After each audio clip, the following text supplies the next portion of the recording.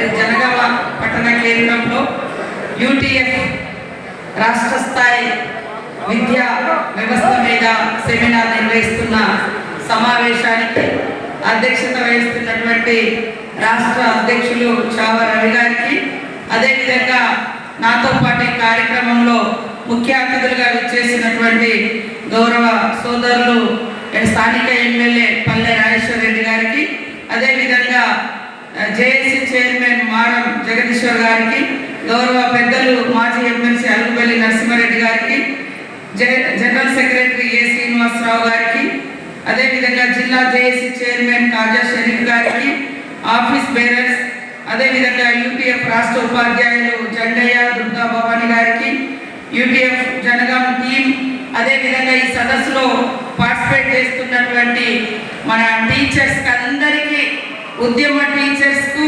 అదేవిధంగా ఉపాధ్యాయ టీచర్స్, ఉద్యమ టీచర్స్, హక్కుల టీచర్స్, శాస్త్రీయ విద్యా విధానం కోసం మరి పాటుపడుతున్నటువంటి ప్రతి ఒక్క టీచర్స్ అందరికీ కూడా పేరు పేరున హృదయపూర్వక ఉద్యమాభివందనాలు తెలియజేస్తూ వేదిక మీద ఉన్నటువంటి పెద్దలకు, పత్రికా మీడియా సోదరులకు అందరికీ కూడా నమస్కారాలు తెలియజేస్తున్నాం.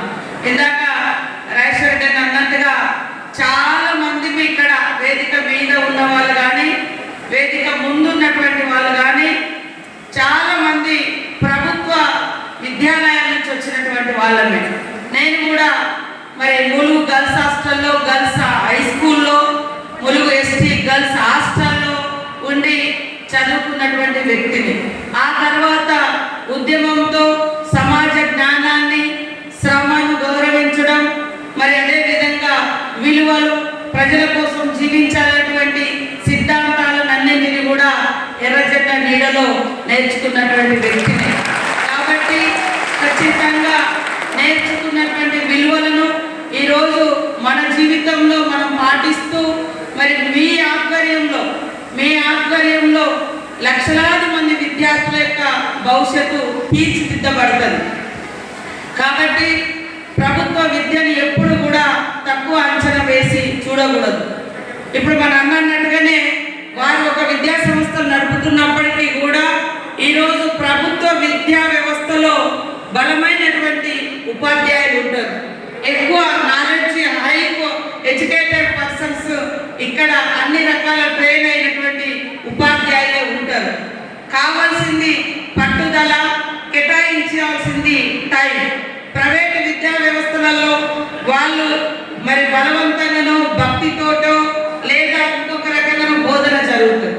కానీ ఇక్కడ మనం ఈ సంస్థ, ముఖ్యంగా యూటీఎఫ్ సంస్థ లాంటి సంస్థలు, మరి సంస్థలో ఉన్న సభ్యులందరూ కూడా చిన్నతనం నుంచే వివిధ సంఘాలలో పనిచేసినప్పుడు ఎలాంటి విద్యా విధానం ఉండాలి అని సమాజం కోసం మీరు మాట్లాడినటువంటి వాళ్ళు ఇప్పుడు మీ చేతిలో ఈ దేశ భవిష్యత్తు కావాల్సినటువంటి విద్యార్థులు తరగతి గదుల నుంచి తయారవుతున్నారు.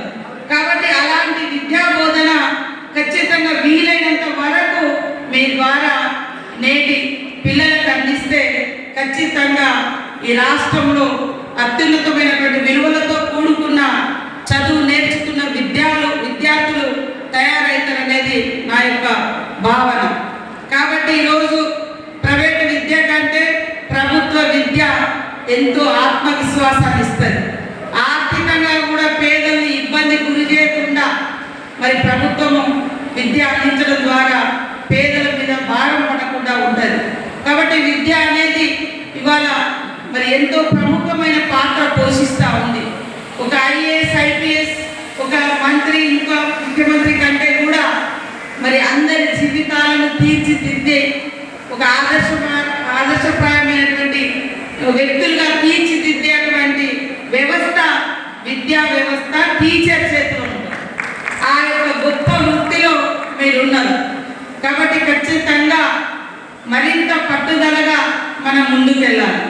ఈరోజు కొంతమంది విద్యా వ్యవస్థను తగ్గించి చూపిస్తూ ఉన్నారు. కాబట్టి కొంతమందికి మాత్రమే చదువు ఉండాలి, జ్ఞానం ఉండాలి అనేటువంటి ఒక మూఢత్వము లేదా అహంకారపూరితమైన లేదా అణచివేత పూరితమైనటువంటి వ్యవస్థ మరి ఛేదించుకొని మనం ఈరోజు ఎంతో మందిని చదువుకున్నాం. కాబట్టి చదువు అందరికీ అందాలి, అందరూ జ్ఞానవంతులుగా ఉండాలి, అందరూ వాళ్ళ వాళ్ళ జీవితాలలో గొప్పగా ఎదగాలి, వాళ్ళు నేర్చుకున్నది 10 మందికి పంచాలి అనేదే మనందరి విధానం కావాలి, మనందరి సిద్ధాంతం కావాలని నేను ఈ సందర్భంగా కోరుతా ఉన్నాను. ఈ మధ్యకాలంలో మనము పార్లమెంట్లో అమిత్ షా గారి యొక్క ప్రసంగం చూసినాం. ఆయన మాటలు చూస్తే ఎట్లుంటాయంటే, మరి అంబేద్కర్ అంబేద్కర్ అంబేద్కర్ అంటే ఏమొస్తుంది, కాసేపు దేవుణ్ణి తలుచుకుంటే స్వర్గంలో పోతామని, చచ్చిపోయిన తర్వాత స్వర్గం ఉంటుందా నరకం ఉంటుందా ఎవరికి తెలియదు. కానీ బతుకున్నప్పుడు మాత్రం రాజ్యాంగాన్ని కాపాడుకుంటే, జ్ఞానాన్ని నేర్చుకుంటే ఒక సీతలాగా మాత్రం ఇక్కడ ఆవిష్కరించబడతారు అనేది నా యొక్క అనుభవం నేర్పి. ఇలా నా జీవిత అనుభవం, మరి నాకు కాన్స్టిట్యూషన్ ఉంది, నాకు కొన్ని రైట్స్ తెలుసు, అంబేద్కర్ గారు రచించినటువంటి దానికి తోడు మరి మన ప్రభుత్వ విద్యాలయాలలో చదువుకున్నాము. ఆ చదువును మరి ఎక్కడికి వెళ్ళినా, నేను ఉద్యమంలోకి వెళ్ళినా, బయటికి వచ్చినా, ఎమ్మెల్యేగా అయినా మంత్రిగా అయినా ఎక్కడ కూడా నా స్టడీస్ కానీ, నా పరిశోధనలు కానీ, నా పరిశీలన కానీ, అబ్జర్వేషన్స్ కానీ, నాకున్న తక్కువ పరిజ్ఞానంతో నేను రోజు రోజుకు నన్ను నేను తీర్చిదిద్ది నా విలువలు కాపాడుకోవాలి, మనం మంచిగా నలుగురికి సేవ చేయాలి, మనల్ని మనం చక్కగా అంటే సరిదిద్దుకోవాలి తప్పుల నుంచి, ఇట్లాంటి అన్నీ కూడా చేసుకుంటూ రావడానికి కొంత నాకు జ్ఞానం ఉండడం మూలంగా ఈరోజు ఈ స్థాయిలో కూర్చుంది. నాకు పంచాయతీరాజ్ శాఖ మినిస్టర్ అడిగినప్పుడు ఇచ్చేటప్పుడు లాస్ట్కు నన్ను మా సోదరుడు రేవంత్ రెడ్డి గారు కూడా అక్కడ క్వాలిఫికేషన్స్ తెలుసుకోండి అని అడిగింది. నా అప్పటికే LLB అయిపోయింది, MA అయిపోయింది, మరి PhD అయిపోయింది, LLM సెకండ్ ఇయర్లో ఉన్నాను. అంటే ఇవన్నీ కూడా ఒక్కొక్క సందర్భంలో అంటే సీతక్క అక్కడి నుంచి వచ్చింది, మరి ట్రైబల్ వీళ్ళు అసలు ఇంత పెద్ద శాఖ నిర్వహించగలుగుతారా లేదా, మరి ఆదివాసీ కమ్యూనిటీలలో అసలు ఇంతవరకు కోయట్ జాతిలో ఈ 76 సంవత్సరాలలో కోయట్ జాతి నుంచి సమ్మక్క సారమ్మ జాతి నుంచి మంత్రి పదవి రాలేదు. గోల్డ్కి వచ్చింది లేదా లంబాడాకి వచ్చినాయి లేదా ఉమ్మడి ఆంధ్రప్రదేశ్లో ఆంధ్రలో బొగతా ఇంకా ఇతరత్ర కమ్యూనిటీస్కి వచ్చింది. ఖమ్మము వరంగల్లో కోయట్ జాతి అత్యధికంగా ఉన్న సమ్మక్క సారమ్మ కీర్తి ప్రతిష్ఠ ఉన్నా కూడా ఈరోజు నాకు ఈ అవకాశం దక్కింది. కాబట్టి నేను కూడా ప్రతి స్టెప్ జాగ్రత్తగా బాధ్యతాయుతంగా ఒక అట్టడు ఆదివాసీ బిడ్డకు దక్కిన గౌరవంగా వచ్చింది కాబట్టి చేస్తాము. ఇదంతా కొంత నాకు జ్ఞానం, నేను నేర్చుకున్న పరిజ్ఞానం, నేను నేర్చుకున్న చదువు, నేను నేర్చుకున్న విలువలు కూడా నాకు ఈరోజు ఇవన్నిటికీ ఉపయోగపడుతుంది. కాబట్టి ఈరోజు మీరు ఎంతో మందికి విద్యాబుద్ధులు నేర్పించేటప్పుడు మీరు వేరు, ఇతర టీచర్స్ వేరు, ఆ డీవియేషన్ మీకు ఉండాలి అని నేను అనుకుంటున్నాను. మీకు శ్రమను గౌరవించి విలువలు, సిద్ధాంతాలు, పేదరిక నిర్మూలన ఇవన్నింటి గురించి ఈ సంఘాలలో పనిచేసేటువంటి వాళ్లకు అవగాహన ఉన్నది. బయట సంఘాలలో అంత అవగాహన ఉంటుందని నేను అనుకోను. అంటే సబ్జెక్టు మీద గొప్ప గొప్ప వాళ్ళు ఉంటారు, కానీ శ్రమను గౌరవించే వాళ్ళు ఎంతోమంది, పేదలకు విలువనిచ్చే వాళ్ళు ఎంతోమంది, పేదరిక నిర్మూలన కోసం తప్పించే వాళ్ళు ఎంతోమంది అనేది చూసినప్పుడు ఇలా డిఫరెంట్గా ఉంటుంది. కాబట్టి మీరు మీ హక్కుల కోసం పోరాడుతూనే మంచి విద్యా వ్యవస్థ రావాలి, విద్యా వ్యవస్థను బలోపేతం చేయాలి, ప్రతి ఒక్కరికి చదువు అందుబాటులో ఉండాలి, చదువు అనుకూలంగా అందరి ఇళ్లలోకి అందరి పిల్లలు వచ్చి చదువుకునే రకంగా ఉండాలి అని మీరు డిమాండ్ చేస్తూ ఉంటారు. ఖచ్చితంగా అది న్యాయమైన డిమాండ్. మన ప్రభుత్వం వచ్చిన తర్వాత కూడా ముఖ్యమంత్రి గారు విద్యార్థుల సమస్యలతో పాటు కొంత టీచర్స్ సమస్యలు కూడా చాలా రోజుల నుంచి పెండింగ్ ఉండే వాటిని మరి ట్రాన్స్ఫర్స్ కావచ్చు, కొంత ప్రమోషన్స్ కావచ్చు, కొంత నెలలో ఫస్ట్ డేలో సాలరీస్ ఇచ్చుడు, ఇట్లాంటి అన్నీ కూడా కొంత మేరకు పరిష్కారమైనవి. ఇంకా మీరు ఆశించేటువంటి, మీరు డిమాండ్ చేస్తున్నటువంటి PRC కానీ TADL కానీ అవి కొంత పెండింగ్ ఉన్నమాట వాస్తవం. వాటిని ఆశించడంలో, మీరు డిమాండ్ చేయడంలో తప్పు లేదు, అది మీ న్యాయమైన హక్కు, న్యాయమైన కోరిక. కాబట్టి ఖచ్చితంగా ప్రభుత్వానికి కూడా ముఖ్యమంత్రి గారికి కూడా అవగాహన ఉంది. నేను కూడా మరొకసారి ఈ సదస్సులో మీ ఆవేదన, మీ యొక్క హక్కులు, మీ డిమాండ్స్ అన్నీ కూడా వింటా ఉన్నాం కాబట్టి తప్పకుండా వారి దృష్టికి తీసుకెళ్తానని కూడా ఈ సందర్భంగా తెలియజేస్తున్నాను. అట్లనే కొంతమంది కారుణ్య నియామకాల గురించి కూడా తెలియజేయడం జరిగింది. మోడల్ స్కూళ్ళని ఇంకా మరి నెలకు 1500 కోట్ల రూపాయలు ఇస్తే కొంత మన అన్ని మీ అన్నీ కూడా ఫుల్ఫిల్ అయితే అని చెప్పడం జరిగింది. అవి కూడా నేను మరి ముఖ్యమంత్రి గారి దృష్టికి తప్పకుండా తీసుకెళ్తానని తెలియజేస్తా ఉన్నాను. అన్ని గురుకుల పాఠశాలల వేళలు కూడా సవరించాలి టైమింగ్స్ అని చెప్పడం జరిగింది. ఇందులో ఇట్లాంటి అన్ని ఏమున్నా హెల్త్ కార్డ్స్ సంబంధించి కానీ ఇవన్నీ కూడా నేను తప్పకుండా క్యాబినెట్లో కానీ పర్సనల్గా ముఖ్యమంత్రి గారి దృష్టికి కానీ తీసుకెళ్తానని తెలియజేస్తూ ఎప్పుడు కూడా మీ అందరి సహకారం ప్రభుత్వంలో సగభాగం ఉండాల్సిందే. ప్రభుత్వ విద్యను బలోపేతం చేసుకోవాలి, ప్రభుత్వ విద్యను పటిష్టవంతం చేసుకోవాలి, మరి ఇంకా పేదలందరికీ కూడా విద్యను పంచాలి, అదేవిధంగా సంపదను పెంచుకోవాలి. ఇవన్నీ కూడా మీరు చదువుకున్న మీరు బోధించేటువంటి అంశాలే కాబట్టి మీకు మేము చెప్పే స్థాయిలో లేము. ఎందుకంటే మీరే మాలాంటి వాళ్ళని లక్షల మందిని తయారు చేస్తూ ఉన్నారు టీచర్స్గా ఉంది. టీచర్స్ జీవితం చాలా చాలా గొప్పది. ఉపాధ్యాయ వృత్తి అనేది చాలా గొప్పది. లక్షల మందిని మీ చేతుల నుంచి తయారు చేస్తూ ఉంటారు. ఇవాళ మేము చదువుకున్నప్పుడు కూడా చూస్తూ ఉంటాం ఏ టీచర్ ఎట్లా నడవడిక కాడ నుంచి ఎట్లా ఉంటుంది. సో తల్లిదండ్రుల ప్రభావం పిల్లల మీద ఉంటుంది. ఆ తర్వాత తొలి ఒడి తల్లి అయితే మళ్ళీ ఒడి మరి గురువు బడిలో అంగన్వాడీ కాడ నుంచి మొదలు పెడితే స్కూల్లో టీచర్ వరకు ఖచ్చితంగా ఇంట్లో ఏం బ్యాడ్ ఇంపాక్ట్ ఉన్నా అది పడుతుంది, గుడ్ ఇంపాక్ట్ ఉన్నా అది పిల్లల మీద పడుతుంది. అందుకని టీచర్స్ కూడా ప్రతి నడవడిక స్కూల్లో చాలా జాగ్రత్తగా, చాలా ఆదర్శవంతంగా, స్ఫూర్తిదాయకంగా ఉండే విధంగా టీచర్స్ మన ఉపాధ్యాయులు ఉంటే చాలా వాళ్ళు మిమ్మల్ని పోల్చుకొని అరే ఈ టీచర్ ఇట్లుంటాడు, ఈ మేడం ఇట్లుంటుంది, నేను అట్లా తయారు కావాలి అనే భావన కూడా వాళ్ళలో కలుగుతుంది.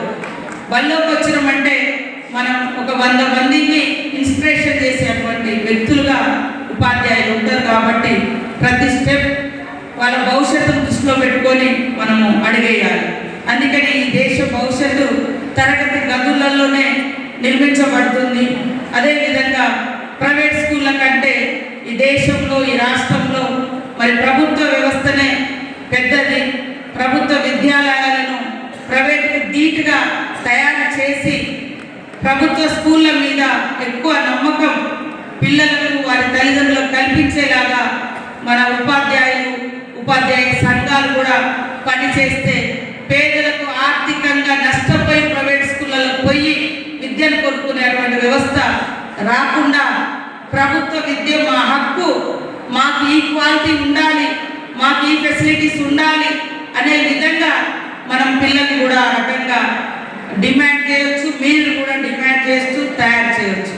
కాబట్టి ఈరోజు మరి మీ యొక్క భాగస్వామ్యం ప్రభుత్వంలో సహకారము భాగస్వామ్యం తప్పకుండా ఉండాలని మరి మీ అందరి సహకారంతో రాబోయే కాలంలో మన విద్యా వ్యవస్థను బలోపేతం చేస్తూ మీ సమస్యలను కూడా మీరు ఇక్కడ ఉన్నటువంటి ఉపాధ్యాయులు అంటే మీకోసమే కాదు, మీ హక్కులతో పాటు విద్యా వ్యవస్థను కూడా బలోపేతం చేసే రకమైనటువంటి డిమాండ్స్ పెడతారనేది మా అందరి విశ్వాసం, నమ్మకం. మీ సంఘాల లక్ష్యాలు, మీ సంఘాల యొక్క ఉద్దేశాలు ఉన్నాయి కాబట్టి అవి ఎప్పటికప్పుడు మాలాంటి ద్వారా కానీ లేదా నేరుగా ముఖ్యమంత్రి గారికి లేదా సదస్సుల ద్వారా విద్యా వ్యవస్థ గురించి మంచి తీర్మానాలు, రెజల్యూషన్స్ కూడా ఇస్తే తప్పకుండా స్వీకరిస్తామని తెలియజేస్తూ మరి ఈరోజు ఇంత పెద్ద ఎత్తున రాష్ట్ర స్థాయి సదస్సును జనగామ కేంద్రంలో నిర్వహించుకోవడం చాలా సంతోషం. ఖచ్చితంగా ప్రభుత్వము మీతో ఉంటుంది. మీరు ప్రభుత్వంలో స్కూళ్ళలో చదివే విద్యార్థులతో ఉంటారని భావిస్తూ ఆశిస్తూ అందరికీ నూతన సంవత్సర శుభాకాంక్షలను తెలియజేస్తా ఉన్నాను. మరొకటి లాస్ట్లో ఈరోజు ఉపాధి హామీ చట్టం కూడా మరి దానికి తూట్లు పొడిచే కార్యక్రమం కేంద్రం నుంచి చేస్తాం. ఒక దిక్కు కేంద్రంలో లక్షల ప్రభుత్వ స్కూళ్ళు మూతలు పడేస్తున్నారు కొత్త విద్యా వ్యవస్థతోటి. ఇప్పుడు మరి ఆనాడు యూపీఏ గవర్నమెంట్లో కమ్యూనిస్టుల వామపక్షాల భాగస్వామ్యంతో మరి ఉపాధి హామీ చట్టం వస్తే దాంట్లో రకరకాల కొరివీలు పెట్టి అప్పుడేమో 90% కేంద్రం ఇచ్చేది ఉపాధి హామీ నిధులు, ఓన్లీ 10% స్టేట్స్ ఇచ్చేది. ఇప్పుడు 40% స్టేట్స్ ఇచ్చుకోండి అని, లేదా పలానా డేస్లలో చేయొద్దు అని ఇట్లా రకరకాల కొరివీలు పెడుతున్నారు. అప్పుడు కూడా మీలాంటి వాళ్ళందరి ఆలోచన, స్టేజ్ మీద ఉన్న పెద్దల ఆలోచనలు, మేధావులు అందరి ఆలోచనలతోటి ఆనాటి గవర్నమెంట్లో మరి పేదలకు కూలి కల్పించాలి. కూలి అనేది ఒక భిక్షం లాగాను, ఒక అడుక్కునేలాగా కాదు, హక్కులాగా ఉండాలని ఆ రోజు మరి కమ్యూనిస్టు పార్టీల పోరాటం, మేధావుల ఆలోచన, ఐఏఎస్ల కృషి అందరితో ఉపాధి హామీ చట్టాన్ని మనం తెచ్చుకున్నాం. ఈరోజు అది ప్రమాదంలో పడే పరిస్థితి వచ్చింది కాబట్టి ఆ చట్టాన్ని కాపాడుకోవడం ద్వారా, ఆ ఉపాధి హామీ హక్కులను కాపాడుకోవడం ద్వారా పేదలకి ఎక్కడి ఊర్లలో అక్కడ మనం పని కల్పించిన వాళ్ళం అయితే. ఈరోజు ఏమవుతుందంటే అడవులు కొట్టేస్తా ఉన్నారు ఆదాని అంబానీలు వచ్చి, వాళ్ళకి కూలీలు దొరుకుతలేరు పాపం. అందుకనే ఇవన్నీ కార్పొరేట్ కంపెనీల కోసం మనం తీసుకొచ్చిన శాస్త్రీయమైనటువంటి పేదల హక్కుల కోసం వచ్చినటువంటి చట్టాలను నీరు కార్చి మరి కార్పొరేట్ కంపెనీలకు ఉపయోగపడేటువంటి చట్టాలను రిప్లేస్ చేసి ప్రజల్ని భ్రమలలో ఉంచుతూ ఉన్నారు. కాబట్టి శాస్త్రీయ విద్యా విధానం బోధించేటువంటి ఉపాధ్యాయులు కూడా గ్రామీణ ప్రాంతాలలో పేద ప్రజలకు అవేర్నెస్ ఇవ్వాల్సిన అవసరం ఉందని తెలియజేస్తూ మీ అందరి